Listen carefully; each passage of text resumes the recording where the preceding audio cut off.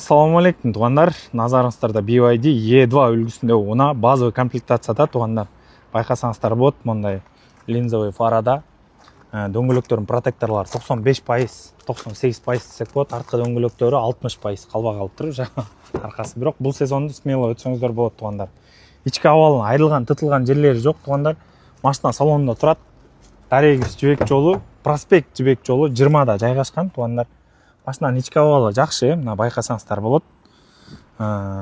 Без вложения туғандар.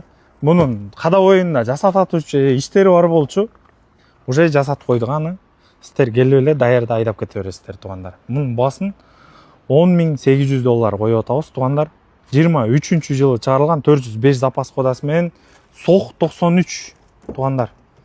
190.000 шақырымда түскен оригинал пробеги туғандар. Скручен емес, азырқы келіп 60.000, 70.000, там 20-30.000-дегі едвалар жүрет, көптері скрученелер туғандар. Ошоға салыштырбаңыздар. Мұны атайын айлантпайлы, как есть алып келейлі де алып келгенбіз. Мұны қытайларға да айлантырып қойғанбыз. Бізден сұраған ғой, жүріп берейлі, там сілер қалаған километражға дегеннен жүрткенбіз. Біз оригинал пробеги тұрады. Полный диагностикаға даярбыз. Любой проверка туғандар. Басы 10.800 отат, біраз сөйлешу жолдар қаралған. Қайырлы өрістер. Ассаламу алейкум. Біз қызматтамыз.